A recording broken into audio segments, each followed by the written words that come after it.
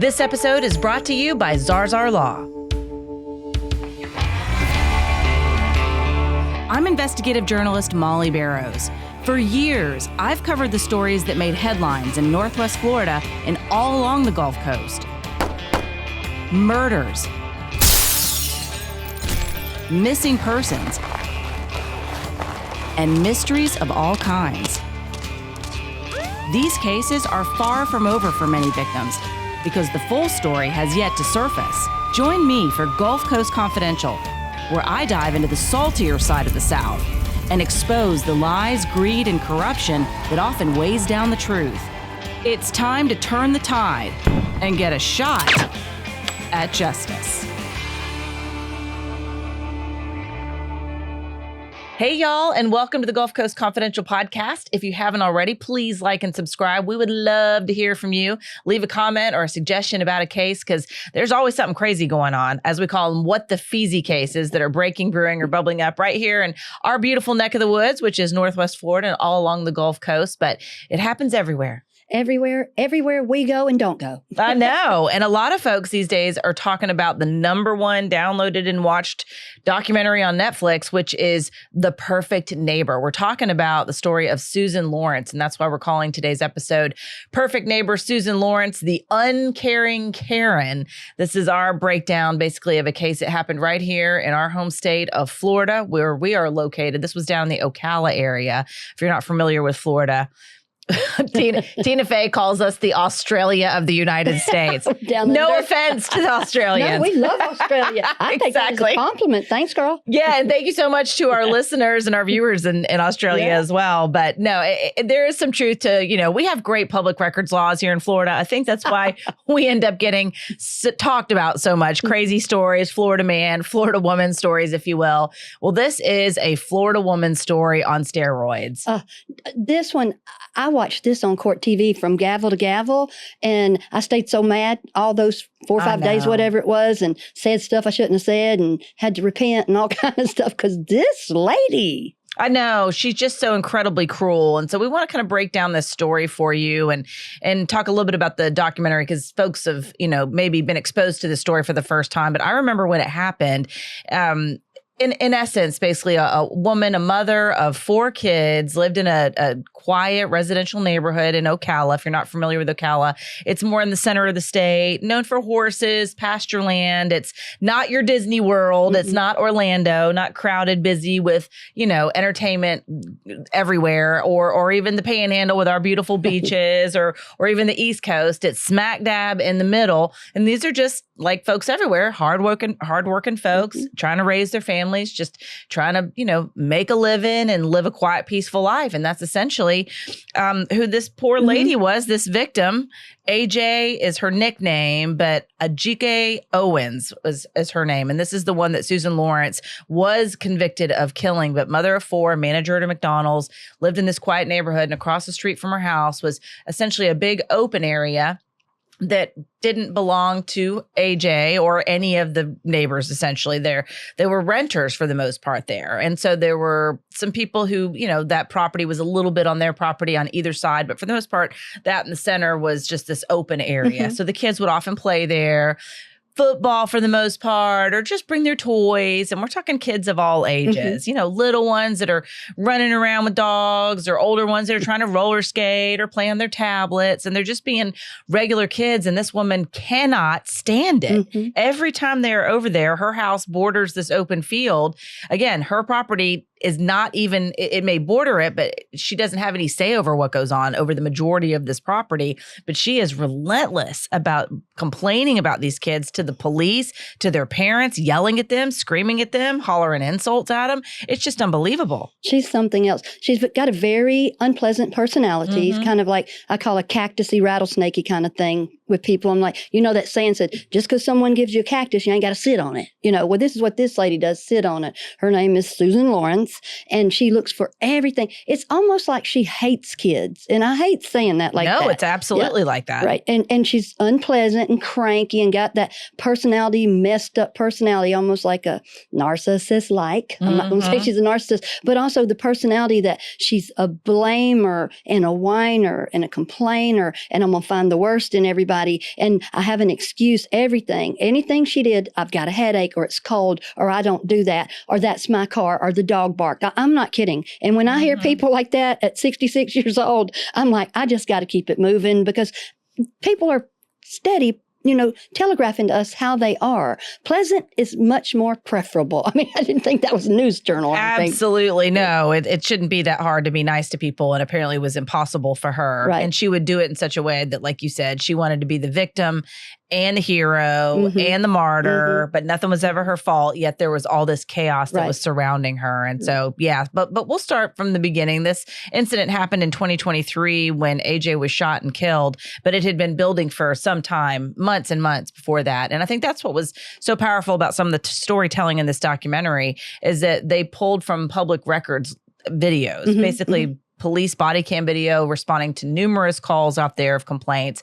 And they did it in chronological order for the most part. So you really feel and see how this situation just builds and escalates to the point where AJ is shot and killed. And then they also show towards the end, a little bit about the trial as well. But you're seeing as this video through the eyes of whether it's the 911 calls, the deputy dash cams, videos of the interviews with the investigators, all of this happening in real time and how this woman is essentially tormenting these neighbors. They had lived a peaceful life. All the kids in the neighborhood were known to play on this field. And it was, I thought, interesting watching how these officers responded. Initially the first couple of calls, they're talking to both sides. They're getting both sides. You get a feel for Susan Lorincz, who, comes out of her apartment, which has like this little, portico area, if you will, that has an open porch area that's sort of surrounded by walls. But I feel like if you see that shot once, you see it over and over again. You do. Where the deputy gets out of his car, walks up the sidewalk, enters her little vestibule there, and they go to her house so many times. I think it ended up being, and they don't show every single one by video, but 100 different calls that they, and she just really, I would be embarrassed to call and complain about kids this much, but this lady felt so justified in her mind. Oh, and when she says it, you're looking at her going, and so what? She's like, and they're playing football and they're laughing and they're screaming and they left their roller skates there or he left his tablet there. Kids like that, and I love kids, and I love, and just FYI, I do have the perfect neighbors all around me on my double cul-de-sac, but these bunch right here, as I call them, the ridiculously good-looking neighbors, all of them and their families, beautiful, but anyway, they're so good to me, and I love seeing their kids out there, and if that ball comes in my yard, I'm like, yeah, I like it. What's wrong with this lady? I know, and that's how I felt too, and then, in the police body cam video, you see them talk to her, and then they'll come back and they'll talk to the parents of the children that are involved. And a good bit of the time, it was AJ's kids. So AJ talks, they interview her. That's one of the first interviews that you see on this documentary is police talking to her. And she's calm, she's collected. And one of the officers says to her, "You don't look surprised." She goes, "I'm not." She's like, "This lady is always calling and complaining about the kids." Other neighbors are consistently saying the same thing, that she's just unhappy. And as it progresses, you just hear her say, "I'm not surprised that she called. My kids haven't done anything wrong." And the police are just trying to find a happy medium so that they're not called out there constantly. And they said, "Well, try to keep it down, kids. Try not to go over there if you can help it. Try not to bother this lady. Try not to have fun. Some people hate kids," even one of the officers said. Right. The officers were perceptive and they went accordingly with what they had going on. And Ajika, she was almost textbook. She's like, "I just take care of my kids. I go to work." And I told them at the end of the day, told her children, she's an adult. Come get me when there's a fracas or something like that. And then you can see how tall and statuesque she is. And she's just out there. You can tell she's been getting off from work, but she's remarkably calm to me, for that to always be happening, because it's pretty plain that the lady's prejudiced. It's pretty plain. She's acting like she's in fear. And then eventually, when we roll down this here a little bit, she's going to try to say, "I'm standing my ground," because she's called them every name she can. She's called them slaves. She's called them retards. She's called them the N-word. She called them the N-word. She's called them all kind of stuff, all because there was the no trespassing sign that either she and or the man that's on the other side of the opening put there. And so I think Ajika just got tired of her, making laws up as we go, And she also told people she was a doctor. I'm still trying to figure out a doctor of what? Almost like Dr. Seuss or what? You know, I want to know. Dr. Pepper, what have? You know, tell me, lady. But I mean, she does that grandiosity and that boastfulness, and you should just be happy to be alive and breathing air because I'm here. I mean, it is sickening. I know, to watch. And then I thought what was so heart-wrenching as well and touching when the officers, you see on the dash cam video, when they're talking to the parents that live across the street, whether it's AJ or another father that they spoke with a different time, you see all the kids basically just dancing around. You know, they're listening, they're hopping on one foot, they're spinning, they're doing somersaults, back handsprings, right? One little girl, I just thought it was one of AJ's daughters. Basically, she had a little doll in her hand. She's like, yeah, she's great. Just brushing her hair. Her doll. I know, it was just so sweet. Yeah. But to your point, that's what infuriated me. And I think probably infuriated a lot of people watching the documentary is just her attitude towards everything.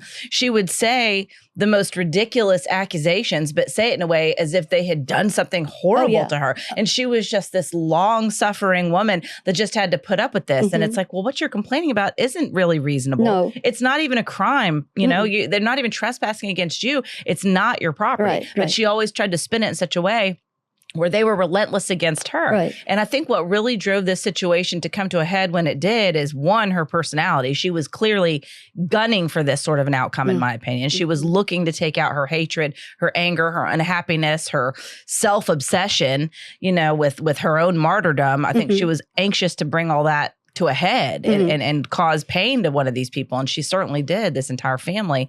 But it seemed like once school got out and the kids were there all day, every day, it just really escalated because it was June 3rd when this finally happened. And it had been going on for months before then. And even in one of the 911 calls towards the end, she said, well, now it's even worse because the kids are out of school. Yeah, because they're still having fun. Well, and she would say stuff like, they said they were going to set me on fire or they're going to kill me. And none of that was proven. She just says stuff, you know, and they're doing exactly what we want children to do. They're outside playing. It's not like they're doing anything else wrong. They're being, you know, kids are supposed to play. They're supposed to have a good time. But that sign, that no trespassing sign that they put up there, and she makes up the law as she goes too. But she thinks if she says, I guess, to these little lowly deputies, she said, well, you should know the law. Lady, I don't know the law you're just now making up. I don't know that. Right. You know, so anyway, Adjika had just gotten tired, I guess, of her.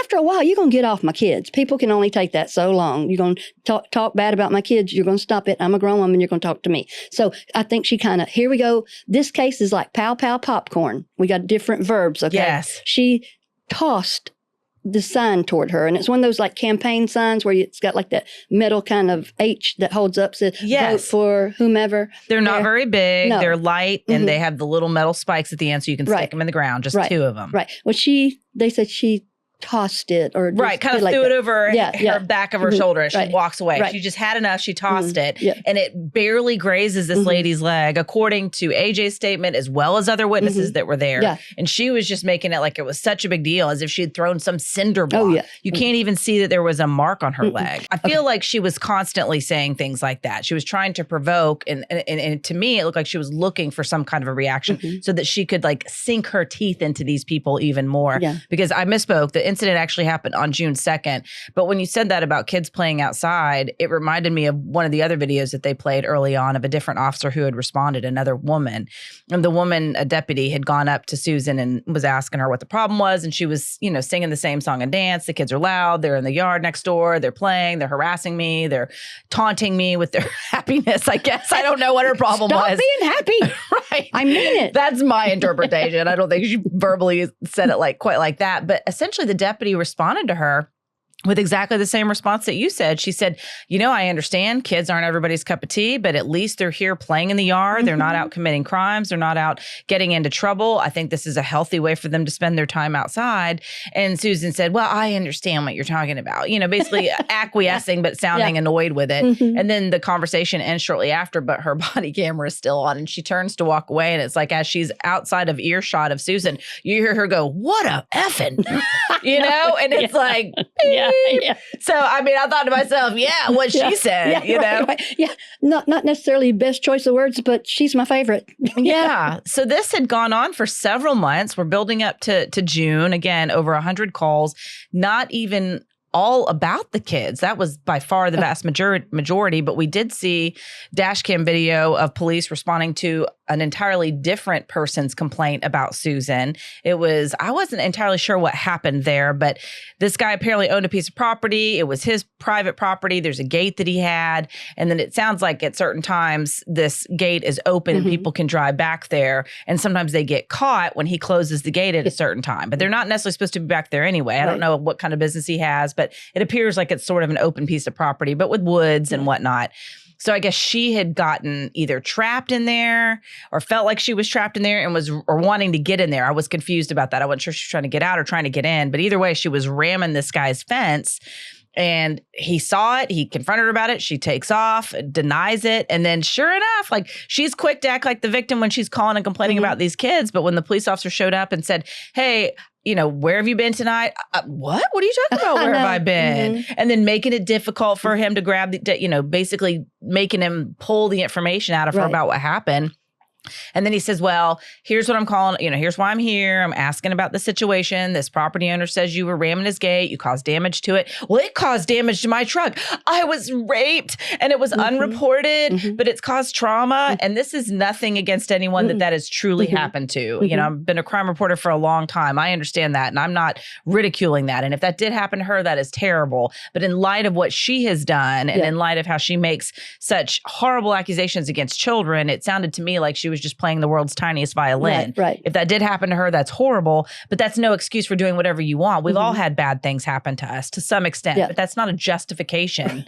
Well, where she put it, where she dropped it right in there, that had nothing to do with the price of tea. That she's telling him that because she's trying to run yet another person, run the deputy. She was there. And this is where people that are so selfish like that, like I said, run away from them. They're showing you who they are. She cannot accept. You knocked that man's fence down. You did it on purpose and you did it with your truck. And then you're making these choices and then you lied about it. You're not honorable to even tell the man you did it and come home. There's something about her in that truck. She loves that truck. I was about to say that was something that came up too in the police body cam when some of the kids and the neighbors were saying she guns that truck down the street. She called another time and complained that the kids tried to put a dog in there and it was a small dog, and then come to find out that's how she described it. It wasn't a small dog. It was a larger dog that this kid could barely even hold. So her stories didn't hold water. But yeah, she was definitely, it was like that truck was an extension of her power and her anger.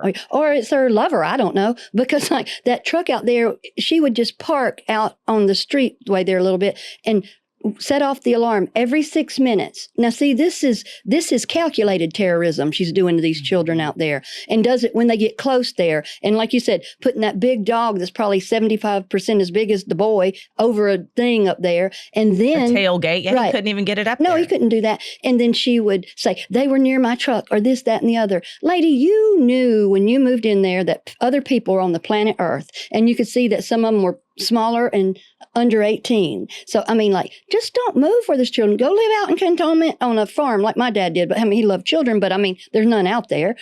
Go be by yourself or what have you. But I never understood this, putting yourself somewhere and then go, I hate the very surroundings I'm in. Right. And I'm going to, as they say, BMW, bitch, moan, and whine about it till everybody else gets sick of it. And she was free in Christ to move anytime she wanted to. She kept saying she was going to move, that this wasn't what she thought it was going to be, and she was going to leave, but yet she stayed because that's what she wanted to do. Right. She wanted to be the source of hate, discontent, and chaos, and a thorn in the side of her neighbors, in my opinion. Yeah. Whether she admitted that to herself or not, she constantly put herself in this position to be unhappy. Right.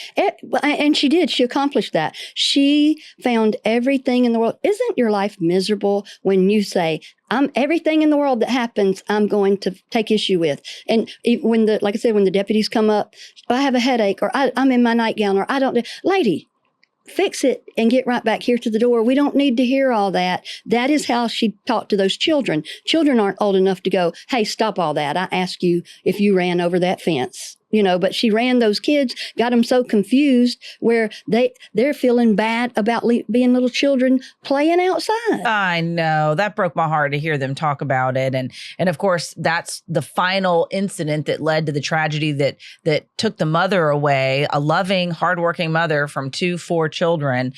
Was again another incident where she's complaining about the kids, and she had just escalated to the point where she had decided that, I feel like she had ultimately decided, I know I've created enough chaos in the past here that I can justify what I really want to do. Right. But before we get to that, we want to take a quick moment to thank our advertiser, Zarzar Law, Joe Zarzar, personal injury attorney here in Pensacola area. We appreciate his support of Gulf Coast Confidential. As you know, if you listen to our show often, then you know that we advocate for victims. We try to be the voice for those who can't speak for themselves and get those stories out there where people feel unheard. And sometimes, you also need somebody to be that voice for you in a court of law. And that is what Joe Zarzar does. He helps people who have been hurt through no fault of their own have a voice against oftentimes forces that are bigger than you, whether it's an institution like a school. He's represented cases and is currently investigating cases of allegations of abuse in various institutions, including schools.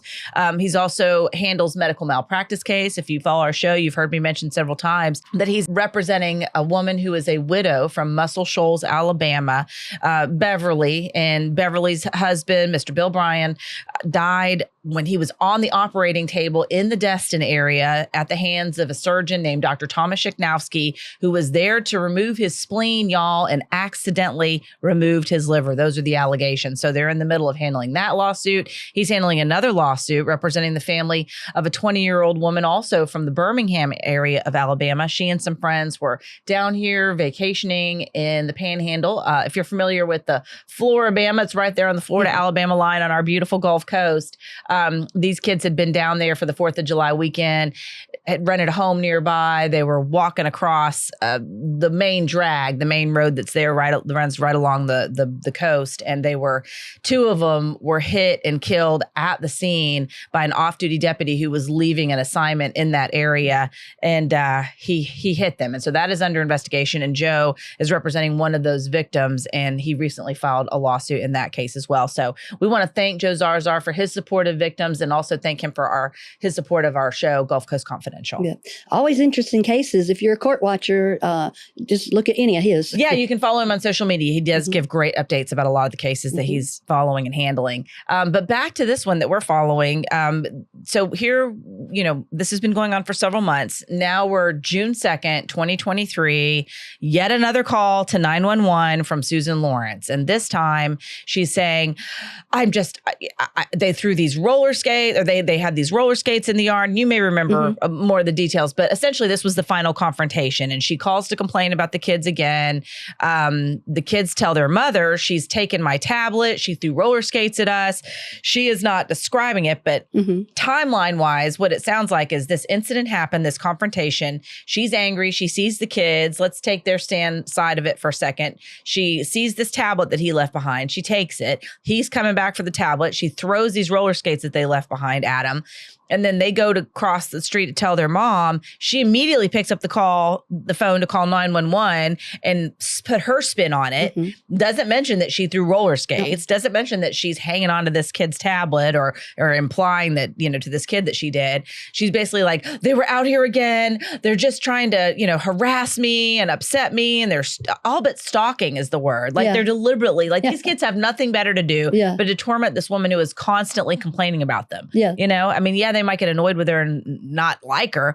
And I can imagine they probably did do things here and there that deliberately annoyed her, but she did set herself up for that. Either way, whatever the deal was, she was not in any physical harm. But she calls 911 and basically saying, I'm in fear. I'm worried. I think they're going to do something to me. Yeah. She seems to operate out of fear and prejudice and this is my castle and this is my castle moat and all that kind of stuff. And these kids, you can see, because they don't know this is for a show. This is all body cam. So those children were acting, that's how they were acting in real time. And I remember being impressed with, like you said, how just childish they were and sweet and respectful and listening. And after a while, some children are going to say, hey, I'm tired of y'all coming out here and blaming me just because she says something, but they were so sweet. So I don't know what she was trying to get. The only thing that would have made her happy is if they went and they were locked in their own house and never heard from again. And even then, that wouldn't be enough. No. This lady, I think, wanted to just do anything she could to just stop them from living almost. Right. I mean, she did do that with the mom. Oh, she did. She did. Well, see, these children did. They're obedient. They did exactly what their mother said. All of them. You know, sometimes there's one sibling that's like, no, I ain't doing that. I'm mad at her. I'm going right back. You know, there's always that. But it wasn't that. They go tell their mother. So Adjika decides, let me go talk to this lady, because she had called them names. She's not going to stand there and let her demean them and belittle them and call them names. They're not doing anything wrong. They're just being kids. Yeah. I know. And so within just a minute or two of her calling 911 to report this latest incident, you know, Adjika's over there knocking on the door, and there's a regular door that she goes in and out of, and right next to it is like a sliding glass door. And apparently she's pounding on both, trying to get this lady to come to the door because she wants to talk to her about what happens with her kids. Like you said, that's what she told her kids. If there's a problem, come let me know. So she's pounding on the door, she's pounding on it. And then Susan decides to you know, pull out a gun. She said she went looking for a gun because she was in fear for her life. This is what she told investigators. And then she found one, and then she shot through a locked, bolted metal door at a worried, upset mother who was tired of dealing with a crotchety old woman who was constantly harassing and yelling at her kids. And it had come to a head when she threw roller skates at him and had apparently taken possession, if you will, or refused to give back a tablet that belonged to her son. And she was behaving like I think any normal mother would behave, you know? And I remember, I think I've shared this story with you. I remember being a really, really little kid in Jacksonville, Florida, playing in my yard, and my dad was doing some gardening, watering the hose. A little boy that was a few years older than I was lived across the street. He had come over. We were playing in the yard, and I guess he had pushed me down or something that my dad didn't like, and he sent the boy back home. He's like, this isn't working out. You don't need to play over here.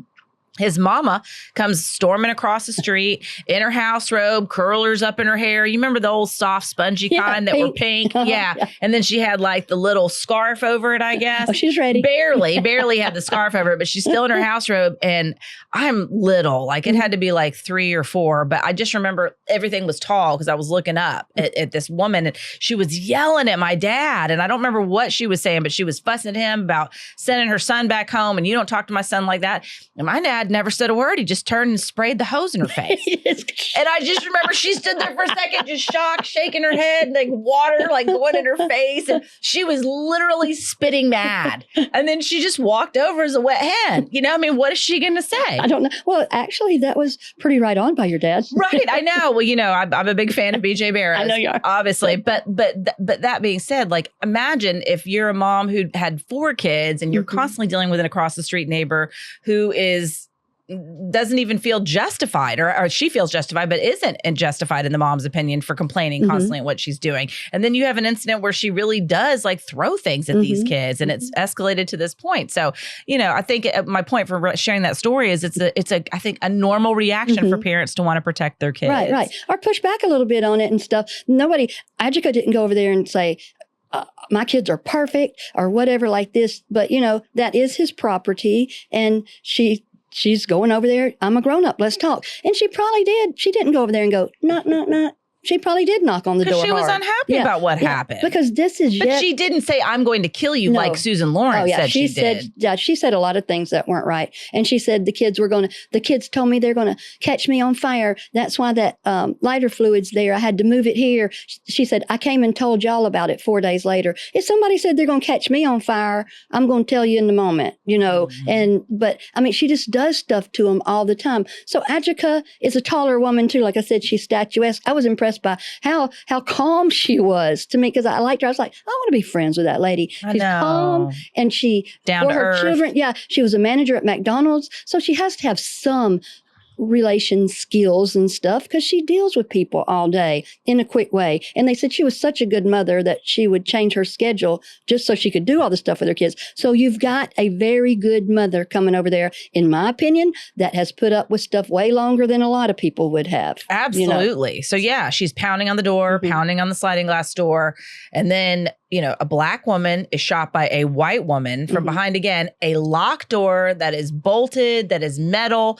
she hadn't made any attempt to try to open the door. There was no reason in my mind that she had, and thankfully the jury felt the same way, to shoot this woman. But she's claiming to police that she was in fear for her life. And then, so she shoots through the door, and then they play in the documentary the 911 call where she calls to report that she shot someone.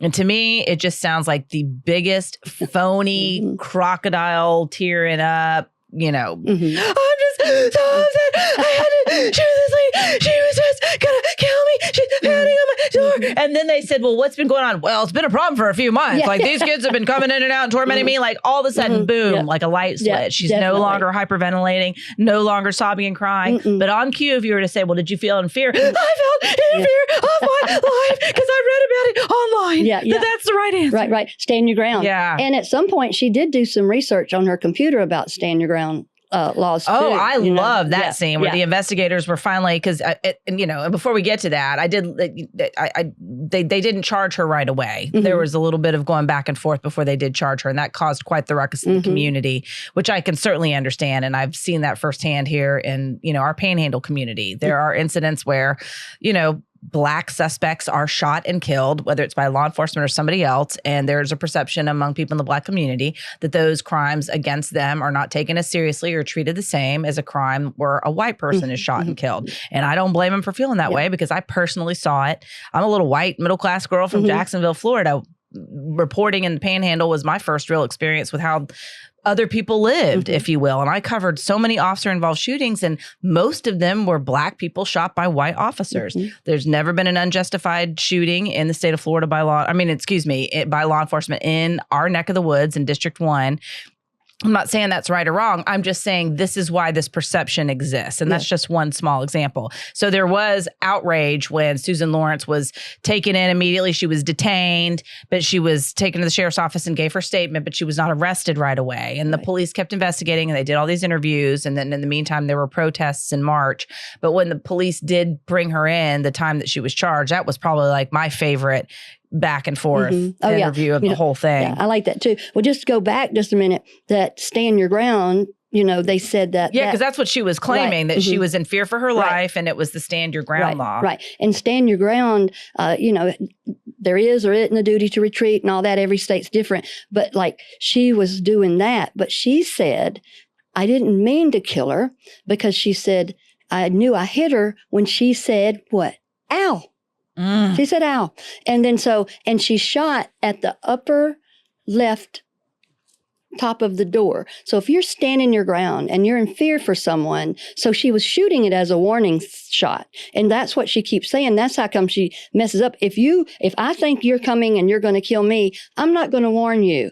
You know, if I'm in fear 100%. For my life. So that's what she did. And they said, stand your ground works way better for if the defendant is white than Black. So she's putting all this in motion. And on the other side of that door, also keep in mind, she does not know where child ABC, Izzy, Isaac, Africa, any of her little kids there. I don't know the baby's name, but those are her kids. They could have been standing right by mommy, you know. And so she doesn't care. She just shoots through the door, because she said that all that was trauma inducing for her, because they said, why did you do that? And did you think she was going to get through the lock, bolted metal door, and you on this side with a gun, and you called us? Well, in the fracas, she had lost her phone somewhere in there. You know, that's why she went and got she kept her gun in her garbage can. I don't know which one or so. Yeah, she's weird. So anyway, all that going on with that. And she just basically was yet again going to run the table, because they were saying, look, you just called us. The police were.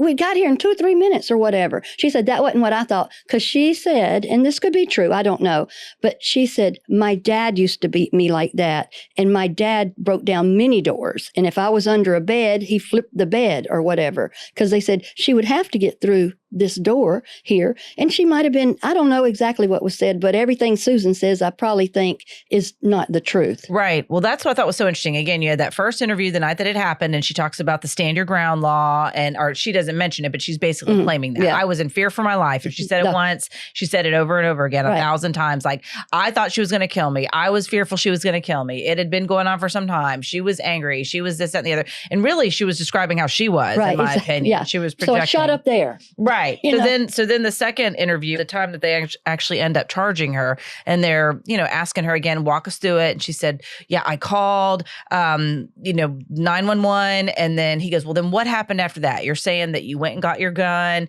that she just continues to pound on the door. You're worried. You're concerned. How long was it between the time when you first called 911 and were told an officer was on the way to when you shot AJ? Mm-hmm. And she said, oh, I don't know, about 10 minutes. And they ask her a couple more detailed questions. And he goes, well, I'm going to show you how long it was. And then he reads the reports and he said, well, according to our system, you called in at X time.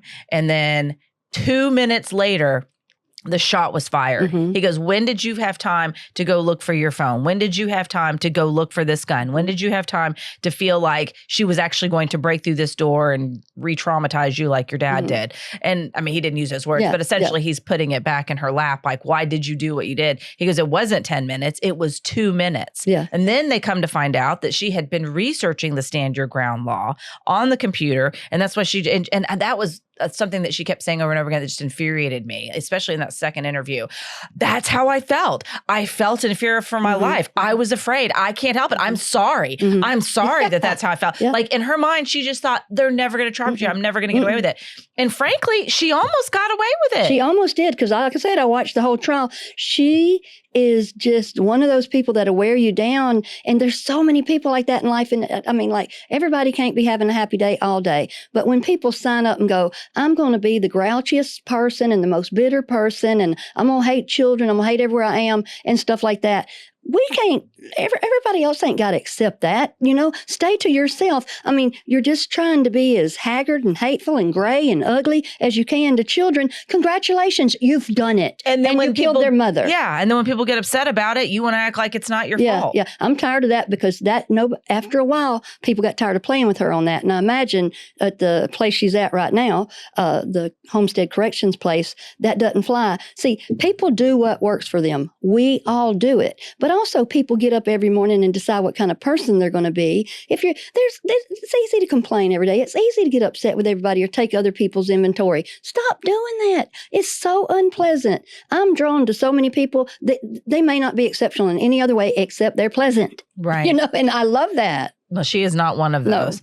No, I know. But I thought it was interesting, too, that second interview where they did arrest her and he confronts her with that information. And she said, again, I'm sorry. I was afraid for my life. I can't help how I feel. Right. And then they said, well, here's what's going to happen now. You're going to be charged with, manslaughter. We're going to put handcuffs on you. We're going to take you down to the jail. You're going to get fingerprinted, pictured, blah, blah, blah. And she just sits there and she's like, no. Oh, but wait, before they do that, he gives her a pen and a pad. And he said, here, if you did want to say something to the family of AJ, what would you want to say? Here it is. We're going to step outside. So they give her a few minutes. She takes I thought it was interesting, her body language, because the videos of her sitting in the chair, she's, leans over, kind of puts her head in her hands for a second, then picks up the pad, writes something, doesn't spend very much time on it, puts it back up against the wall. Then they come in and they say what they say and kind of confront her. And she's like, no, I can't go to jail. I can't do this. I can't do that. Like, we're just supposed to say, oh, okay. Yeah. And the one guy was like, this isn't an option. We didn't say A, B, or C. We didn't say, oh, you don't like being charged with manslaughter. You don't have to go to prison. Oh, no. He was like, oh, yeah, that we are doing that, Susan. Yep. You can do this easy way, you can do it the hard way, or whatever. But yeah, her reaching down to get that pad, I want to tell you something about that in a little later, that kind of whatever that kind of psychological manipulation that is, police doing and her doing back to them. Yeah, I thought that was interesting. Yeah. So with that going on, but her sitting there, and I mean, she was like a petulant child. She said, no, I can't, no. Like, and then, you just try and move this beach whale off this chair. She was so crazy. I mean, crazy. It's the same thing she did when they told her to come to the door. She said, I have a headache. Lady, grow up, get in the real world. This stuff is not working for you. You are going to have to change. So, this is a lady that moved into their neighborhood and basically terrorized them. People are watching this show on Netflix and they are mad. And Absolutely. I'm one of them, Yeah. And that's where the title comes from, The Perfect Neighbor, because that's one of the statements that she says in one of her many, interviews with police and calls with them. She's like, I'm the perfect neighbor. I'm quiet. I keep to myself. And I'm like, well, you really don't. don't. No, You're no, not you the don't. perfect neighbor. Let's define perfect. Right. You're perfectly hateable. That's right. Doing things to despicable. everybody. Well, and I don't understand why, with her being like that, you know, they brought you in, and there was a big fracas about them waiting so many days Absolutely. to bring her in. I don't blame them for right. Because being upset. Here's her again using that fraganacle stand your ground law. Well, and I don't like the whole stand your ground law to begin with, because I remember when that passed, and that was when our congressman at the time was Matt Gaetz. Love him or hate him, and there's lots of people on both sides of the fence. But I remember he passed that law. And to me, we already had the laws on the books that charged somebody with murder. All that did was make it easier for somebody to justify killing someone, in my opinion. We're just a gun happy, crazy kind of a country. Nothing against people who own guns. I think that's great. Yeah. I'm glad we have those rights. I felt like the only reason Matt Gaetz even pitched that law and got it passed was a way to cater to people who do love their weapons. You know, it wasn't needed to convict a crime. It wasn't needed to give people who were innocent and another layer of protection. We already have laws on the books for that. That law actually made it easier, which I thought was a great point that the documentary makers brought out in this particular one, that homicides as a result of Stand Your Ground have increased. Yeah, they have. You know, quite a bit in the state of Florida. Like you said, there's other states that have it. It's called self-defense, people. Yeah. Self-defense has been around for decades. Right, you know, here's the deal. There's so many people that just do want to kill someone, whether they're drunk or they're high or they're not in their right mind, or maybe they're angry, or maybe they do have premeditated murder on their mind. So they create these circumstances where they can go ahead and hide behind the Stand Your Ground. There are plenty of cases too where people probably did use it in, you know, legitimate case where it really was self-defense. But again, we have self-defense laws on the books. This Stand Your Ground is just a messy, nasty way to cater to people who already own guns. And it has created this quicksand and made injustice even easier to inflict on victims, in my opinion. Yeah. Well, I mean, and like I said, self-defense, but people that are responsible with guns or knives or cars, we got people that have used their car for Stand Your Ground. Oh, absolutely. They're in my lane. I'm going to get them. Oh, I covered another officer-involved shooting, Katrina Kitt, way back in the day in Pensacola. She was in a car. There was going to be like some sort of undercover bust. I think she realized what was about to happen. And she's driving. She starts to drive off, and an officer jumps on the hood of the car or somehow in front of it and says, "I was in fear for my life." This is before Stand Your Ground. This was a long time ago. And they shoot her. They shoot her to death, like in this car right there, fill her full of bullets. And they said later that, you know, what was the speed of the car? It came out during a coroner's inquest, and it was like idle speed. But at the time when they released it, they were like, "Oh, she was speeding at us. She was coming at us. I was in fear for my life." Well, dude, nobody asked you to jump on the hood of the car. You know what I mean? I'm not excusing her actions. I'm not excusing her putting herself in that position. You know, if you're going to break the law, then sometimes that's what happens. You put yourself in harm's way. But I do feel like there is plenty of room for these people to say, "Hey, you wouldn't be doing this if that had been a white woman that had been killed." There would be a sense of outrage. There would be quicker. She would have already been arrested, because during those days when Susan Lorincz was out and had, you know, not been charged, she was still bringing that big old bad truck, you know, and coming by to the house to get things and making a big deal about it. Like, "I'm scared. I'm going to call the cops that I'm coming." But she just kept coming by there. Well, you weren't so scared that you could not stop coming by there and bringing family with her. Again, it was just another way. I think she was trying to bait them into doing something that she could complain about or do something herself. Well, it's in her mind. That is her domain. She's going to stomp around it. It's just like animals do, mark their territory around like that. And a person that has got that kind of, I guess, psychopathy going on in their head, they don't understand that this ain't about you, or maybe they do understand it, but they will kill you to prove your point. They will kill you to end up winning. There are people that do that kind of stuff. And apparently, if you're that unhappy of a person, I mean, seriously, what kind of person do you have to be in a neighborhood where there's other human beings, and some of them are under 18 and some of them are children? I'm just saying, those kids were well behaved. I don't, because what I look at and go, they did not know they were going to be on Netflix #1 show. No, they didn't know that, because like lots of places I've lived or done, and even probably myself out there with somebody and me too much. After a while, I'm like, "Hey, nobody rattled your cage. Go home. Leave me alone." You know, I probably would have said something like that when I was little. You know, no, absolutely, of course, because they're just kids playing and having a good time. And that young woman that was shot and killed by police, that was Adriana Kitt. Oh, okay, or Adrena Kitt. And the fact they just put her name on the there was some other incident that happened fairly recently. It was since George Floyd, but they were putting people's names to remember of like questionable shootings. And that's one that often comes up in the minority community is still a questionable shooting. And they had Adrena Kitt's name up there on the graffiti bridge, which is, if y'all aren't familiar with that, in Pensacola, it's like a popular train track trestle where people will every day paint some sort of like for a cause, breast cancer awareness, or whatever the case is. Happy birthday, happy anniversary, or remember so-and-so, or Tiger King even got a shout out on there one time. He did. My favorite on there was when I go down, Vivian and I would go down there and we'd paint some little stuff up there. And then I saw one up there that said, ferrets need love too. You know, they just all kind of crazy stuff. I guess they do. I mean, they do, I reckon. But with this lady, back to this lady and Adjika out there, you know, at some point her children have to find out what happened. Oh, that is so heartbreaking. I know. And I was reading comments on other, you know, people who had written things about the documentary and reading people's comments about that. And everybody was like, I cried and sobbed when, you know, that body cam was showing that they were first letting the children's father know. And so he could tell them. And then I thought he handled it beautifully, the way he broke the news to them. But that was just heartbreaking. I don't imagine there were a lot of dry eyes watching that. No. Izzy, the younger of the boys, the one that it was his iPad or pad, he's, you know, they told him, and you just hear the agonal, you know, the cry that happens when you find out something that terrible and irreversible. And then the other brother, Isaac tried to do CPR on his mom, and he couldn't. And then Izzy said, if I hadn't have left my tablet over there.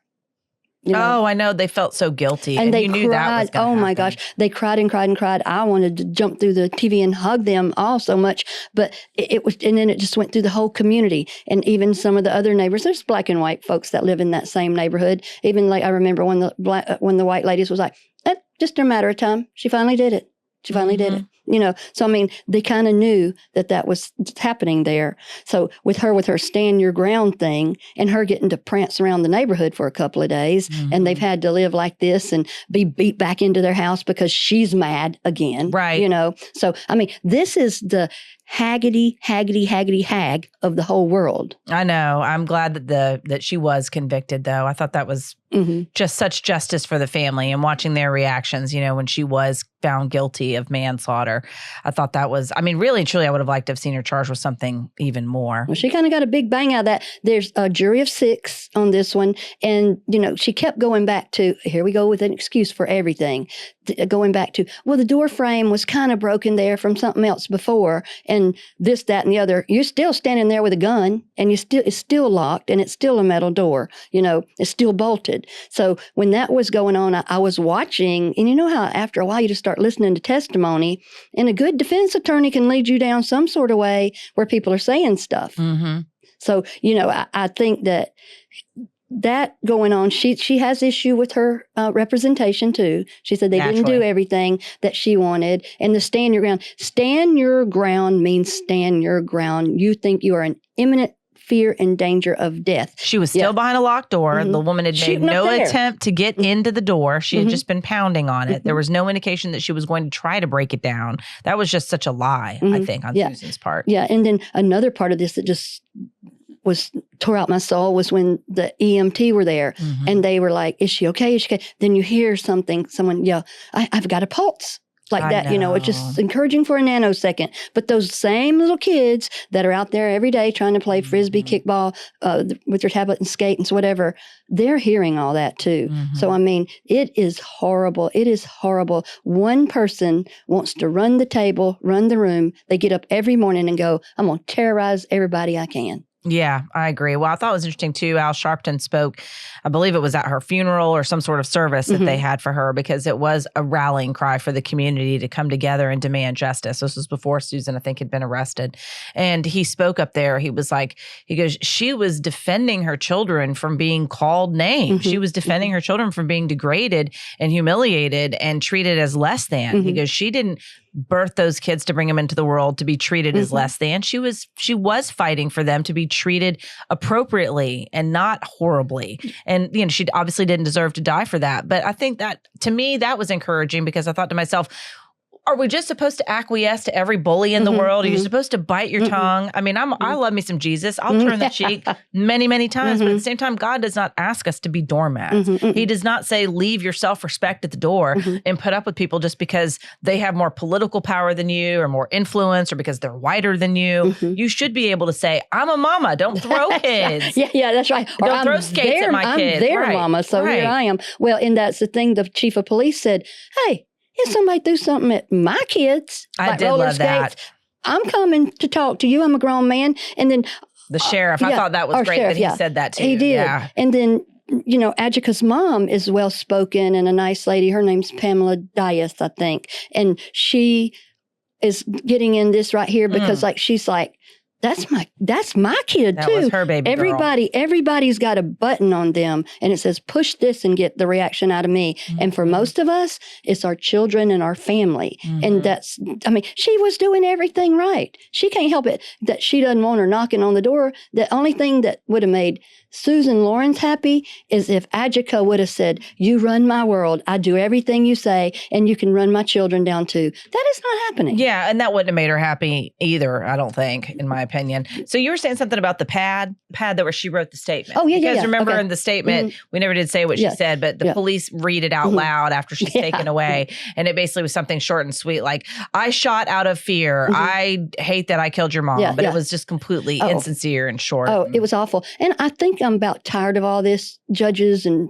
police people telling people, write them a note. Don't talk to me if you just killed my mother, and don't talk to me if you just killed my sister. And down there, that bunch down there that trying to write something to Diamond and them, Christian Ketchup and Rachel Doris having to write what I learned from him killing your sister. Yes. That is so disrespectful. I don't know who started this little trend with these judges and stuff where they think that's cute or good or funny. Well, this isn't elementary school. This isn't like, I will not say SHIT in class anymore. I mean, yes, Rachel Doris was charged with a misdemeanor, but really and truly, that's ridiculous. That letter should at least be made public, and we should be at least, you know, that's a case if you haven't heard of it. But basically, Christian Ketchup was a defendant who shot and killed a woman, fired 10 bullets into her body while she was unconscious and on the ground in the parking lot of a bar because he and his girlfriend got into a fight with her, and he pulls his girlfriend off who's beating her while this woman is, you know, that's what was. He hits her, knocks her to the ground. His girlfriend gets on top of her, punches her some more. He helps his girlfriend up and then pulls his gun out of his pants like he's some kind of gangster and then shoots her 10 times and actually thought he was going to get off. So if you're interested in reading up on that. And that dude tried to say stand your ground too, y'all. I am telling you, the stand your ground is a sketchy law that makes it easier for killers to get away with murder, in my opinion. Fortunately, the judge did not allow him to use that defense. That was a stand your ground that was shot down because he was saying, oh, I was trying to do it on behalf of my girlfriend. I thought this rise in her little bike shorts might have been a gun and it was actually her cell phone. So BS. Like, BS on stand your ground. We can all say we're in fear. I can say I'm in fear of the rain when I'm driving fast on the street. I can say I'm in fear of someone who approaches me for money if I'm washing my car at a car wash. But it doesn't justify using violence against somebody unless they are truly coming after you to kill you. Right. Well, we have the guy where we did on Brian Camp when the guy came in his house and he had to shoot him because he came upstairs where his kids are and stuff. He's in his house and he has to shoot him, and he could have gone to jail. But stand your ground is apropos in some cases, but everybody can't just, it's like people like, right, the way I think about, I'm insane or I've got a lot of mental illness, so I get to kill people. You know, being mentally ill. Like Irina over in North Carolina on the train. See, right. And then the judge goes, oh, that's fine. And we go look back, the judge owns a mental health facility. So this stuff, I mean, being a victim in the system for this 12 years after my sister's murder, and I don't mean like victim like wah, but having to go through it there, it is so offensive and it is so disrespectful, the things that people expect you to do because someone killed your family member, and don't even dare. But here's what Susan said yet again. She's got to package it her way. And they said, well, will you write this letter? And at first kind of like, whatever. She said, well, I have taken restorative justice.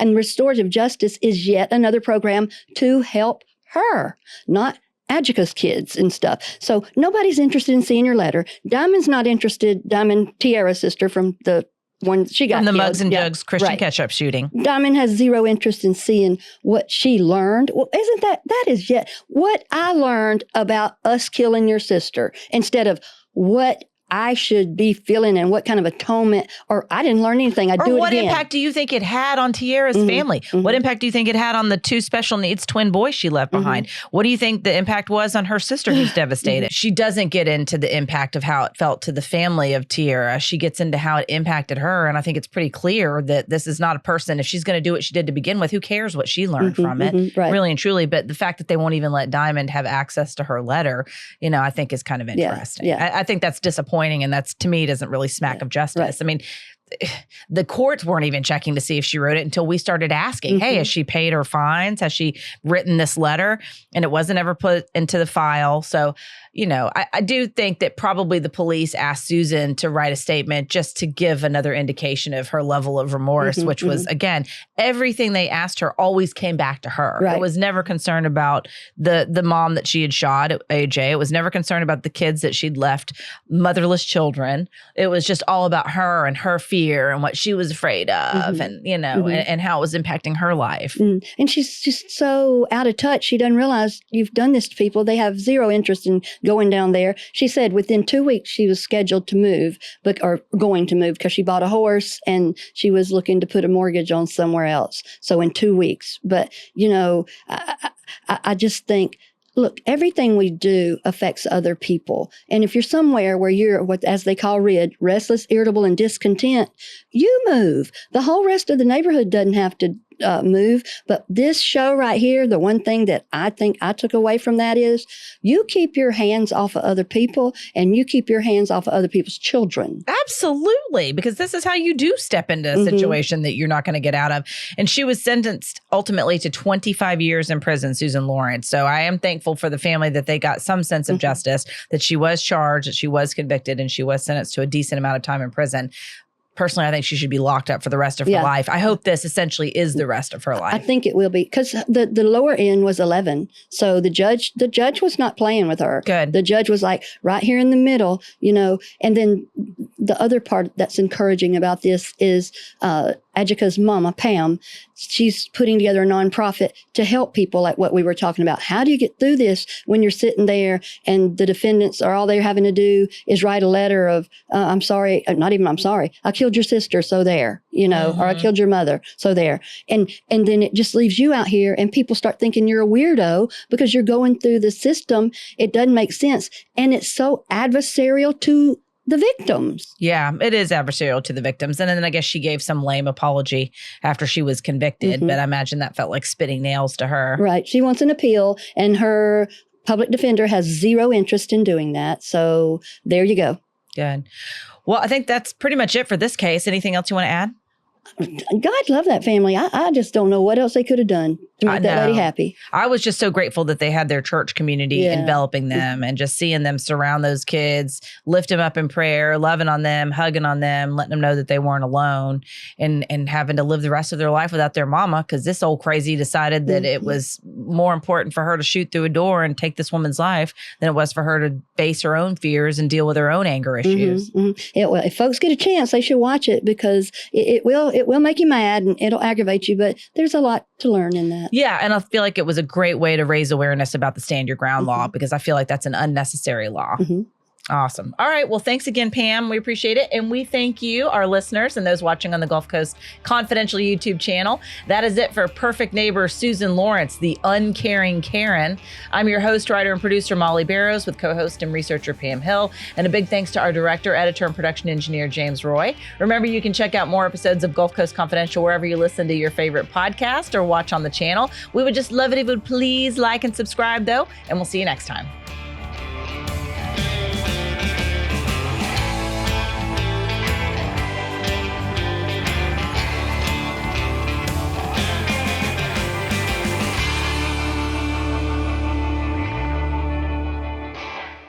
This episode is brought to you by Zarzar Law.